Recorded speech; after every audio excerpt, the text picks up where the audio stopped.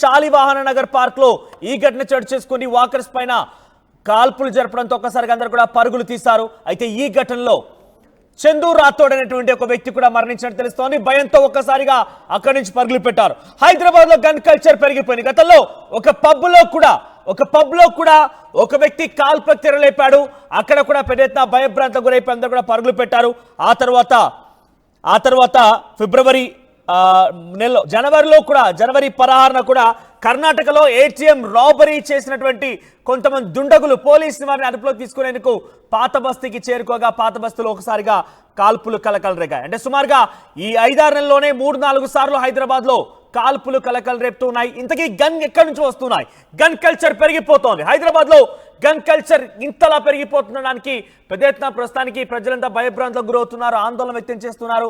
ఒక పార్కులో తెల్లవారున్న జామున వారంతా కూడా వాకింగ్ చేయడానికి వచ్చారు. వృద్ధులు, చిన్న పిల్లలతో వారంతా కూడా యువకులు అక్కడ చేరుకొని ఆహ్లాదమైనటువంటి వాతావరణంలో వాకింగ్ చేస్తూ ఉండగా ఒక్కసారిగా ఒక వ్యక్తి కాల్పులకు తెరలేపాడు. దీంతో అక్కడే ఆ గుర్తు తెలియని వ్యక్తి కాల్పులకు తెరలేపడంతో చందు రాథోడ్ అనేటువంటి ఒక యువకుడు దారుణంగా ఆ కాల్పులకు గురైపోయి స్పాట్లోనే మరణించినట్టు తెలుస్తోంది. ప్రస్తుతానికి ఇంతకీ చందు రాథోడే టార్గెట్ గా అక్కడికి వచ్చి ఆ వ్యక్తి కాల్పులు జరిపాడా, లేదంటే ఒక సైకో కిల్లర్ లా వచ్చాడా? ఇంతకీ టార్గెట్ ఏంటి? అసలు గన్ ఎక్కడి నుంచి వచ్చింది? ఇలా పలు కోణాల్లో కూడా ప్రస్తుతం పోలీసులు అనుమానం వ్యక్తం చేస్తున్నారు. ఇప్పటికీ అక్కడికి మలక్పేట్ శాలివాహన నగర్ పార్క్ దగ్గరికి పోలీసులు చేరినట్టు తెలుస్తోంది.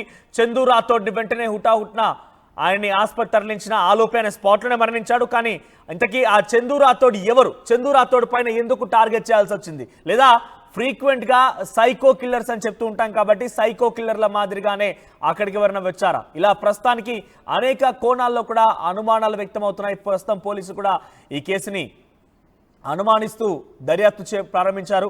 మా ప్రతినిధి పెట్రిషా అందుబాటులో ఉన్నారు. పెట్రిషా, ఏంటి మలక్పేట్లోని శాలివాహన నగర్ పార్కులో ఉదయాన్నే తెల్లవారుజామున వాకింగ్ చేసేందుకు వచ్చిన వాకర్స్ పైన ఒక దుండగుడు కాల్పులకు తెరలేపని తెలుస్తోంది. దాంట్లో చందు రాథోడ్ మరణించాడు. టార్గెటెడ్ గానే ఈ దాడి జరిగిందా, లేదనంటే ఒక సైకో కిల్లర్ ఎవరైనా అక్కడికి వచ్చారా?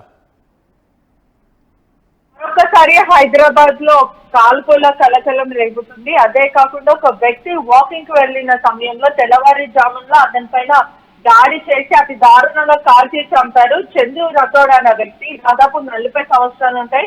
అతన్ని అతి దారుణంగా షూట్ చేసి చంపారు. కంట్రీ పిస్తోల్ గా గుర్తించారు. ఆ పిస్తోల్ కూడా ఎక్కడి నుంచి తీసుకొచ్చారు అనేది కూడా తెలియాల్సిన విషయం. వెంటనే స్పాట్ లో అతను చనిపోయారు.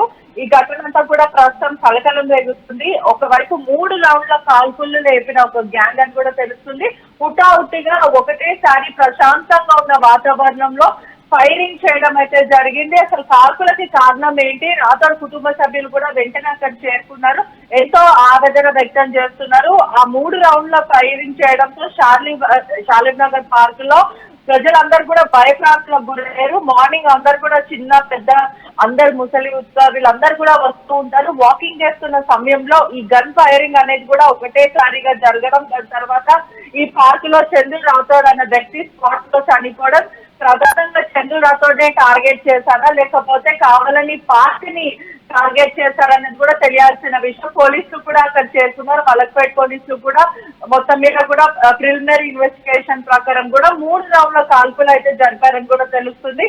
చందు రాథోడ్ అన్న వ్యక్తి అసలు ఎవరు, ఏదైనా ఆస్తి వివాదం ఉందా, లేదంటే ఈ దుండగులు కావాలనే పార్క్ ని టార్గెట్ చేశారనేది కూడా తెలియాల్సిన విషయం. అదే కాకుండా వాకింగ్ చేయడానికి వచ్చిన తోటి వాకర్స్ ఏం చెప్తున్నారు? టార్గెటెడ్ గానే చందు రాథోడ్ టార్గెట్ చేసి ఈ దారుణానికి ఒడిగట్టాడు, అంటే సైకో కిల్లర్. అంటే గన్ కల్చర్ చాలా పెరిగిపోతున్న నేపథ్యంలో ఈ చందు రాథోడ్ ని టార్గెట్ చేస్తూ వచ్చారా, సైకో కిల్లర్? ఏం జరిగి ఉంటుంది? స్థానికుల అభిప్రాయం ఏంటి?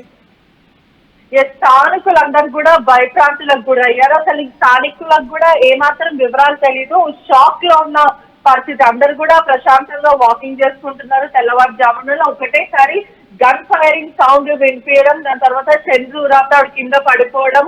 ఈ ముఠా ఎవరు అనేది కూడా పోలీసులు దర్యాప్తు చేస్తున్నారు. క్లూ సీన్స్ కూడా మొత్తం మీద కూడా ఆధారాలు సేకరిస్తున్నారు. ప్రస్తుతం ఘటనా స్థలానికి పోలీసులు క్లూ సీన్స్, డాగ్ స్క్వాడ్ వీళ్ళందరూ కూడా ఆ జరిగినంత ప్రాంతం కూడా క్రైమ్ ఆఫెన్స్ అంతా కూడా ఆధారాలు సేకరిస్తున్నారు. ఈ వివరాలంతా కూడా స్థానికున్న వాళ్ళని కూడా పోలీసులు అడిగి తెలుసుకుంటున్నారని తెలుస్తుంది. స్థానికులకు కూడా ఏమాత్రం అర్థం కాలేదు. ఒకటేసారి గన్ ఫైరింగ్ 3 రౌండ్ల కాల్పులు జరిపారు. వెంటనే హుటాహుటిగా స్థానికులందరూ కూడా పారిపోయే ప్రయత్నం చేశారు. ఈ క్రమంలోనే ఈ ముఠా ఎవరు, ఎక్కడి నుంచి వచ్చారనేది కూడా పోలీసులు దర్యాప్తు చేస్తున్నారు. కానీ ఈ మధ్య కాలంలో కూడా ఇంత పాల్పడుతున్న వ్యక్తిని స్థానికులు అడ్డుకునే ప్రయత్నం కానీ అది అదుపులోకి తీసుకునే ప్రయత్నం కానీ జరిగిందా? ఇంతవరకు ఎటువంటి విజువల్స్ అయితే రావడం లేదు. ఎస్ ఒక్కసారి హోల్లో ఉండే పెట్రిషా గెట్ బ్యాక్ టు అగైన్.